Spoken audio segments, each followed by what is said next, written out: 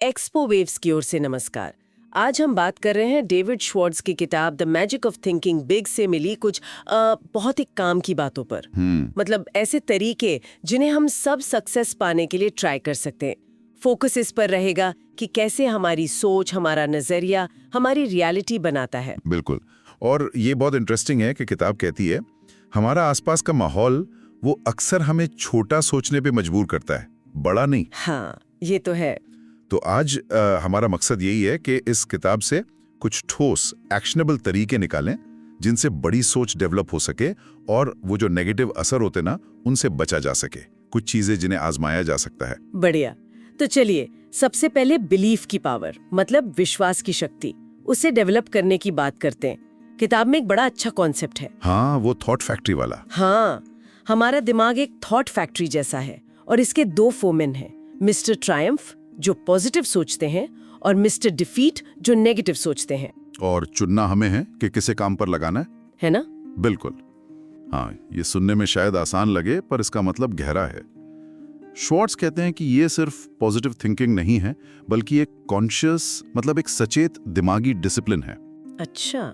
मतलब हमें एक्टिव होकर सक्सेस के बारे में सोचना है, फेलियर के बारे में नहीं। मुश्किल हालात में भी वो मैं जीतूंगा वाली सोच रखनी है।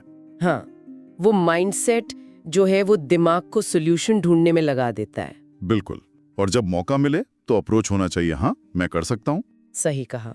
और ये भी कि खुद को कम ना आंकें, है ना? किताब कहती है रोज याद दिलाओ खुद को कि भाई हम जितना सोचते हैं उससे बेहतर है। हाँ, ये बहुत जरूरी है। सक्सेसफुल लोग कोई अलग नहीं होते, वो बस आम लोग हैं जिन्होंने खुद पर वो मजबूत बिलीफ बनाया है।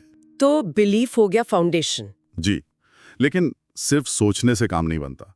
यहीं पर दूसरा आइडिया आता है, गेट दी एक्शन हैबिट, मतलब काम करने की आदत डालना। अच्छा, एक्शन हैबिट। हाँ, ये इसलिए जरूरी है क्योंकि डर जो हमें रोकता है ना अक्सर, उसका सबसे बड़ा इलाज एक्शन ही है।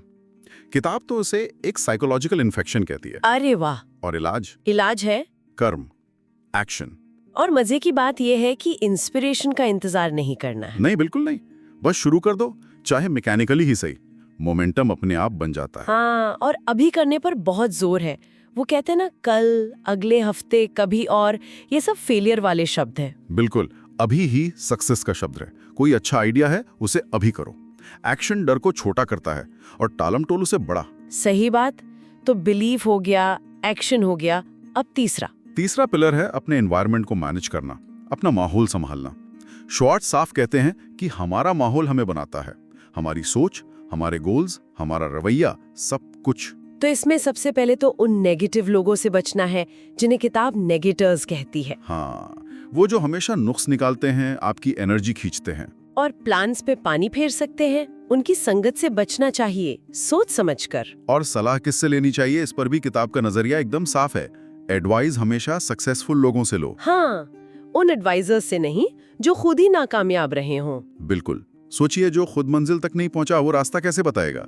सीधा हिसाब है। माहौल के मैनेजमेंट में एक और पॉइंट था, हर काम में फर्स्ट क्लास बने। हाँ, ये भी दिलचस्प है। चाहे कपड़े हों, सर्विसेज हों या आपके विचार, क्वालिटी पे ध्यान दें। फर्स्ट क्लास जाना शायद शॉर्ट टर्म में महंगा लगे, पर किताब कहती है लॉन्ग रन में सस्ता पड़ता है और सेल्फ रिस्पेक्ट भी बढ़ता है। हाँ, ये अपने आप में एक स्टेटमेंट है कि आप क्वालिटी को वैल्यू करते हैं। तो ये तीनों चीजें, बिलीफ को बड़ा करना, एक्शन की आदत और एनवायरनमेंट को शेप करना, ये सब आपस में जुड़ी हुई हैं। मतलब एक मजबूत बिलीफ एक्शन को ताकत देता है। हाँ, और एक अच्छा माहौल उस बिलीफ और एक्शन को बनाए रखने में मदद करता है। बिल्कुल।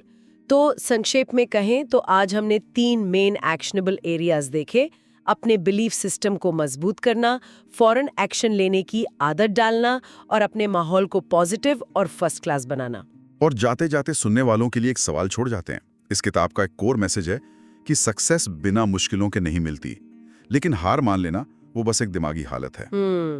तो सवाल ये है कि आज आप अपनी सोच या अपने एक्शन में ऐसा कौन सा एक छोटा सा बदलाव ला सकते हैं जो आपको अपने गोल्स के थोड़ा और करीब ले जाए, चाहे रास्ते में कोई भी चैलेंज क्यों ना आए। बहुत अच्छा सवाल है। इस बातचीत के लिए धन्यवाद। इन विचारों पर सोचें और शायद इन्हें आजमाएं भी।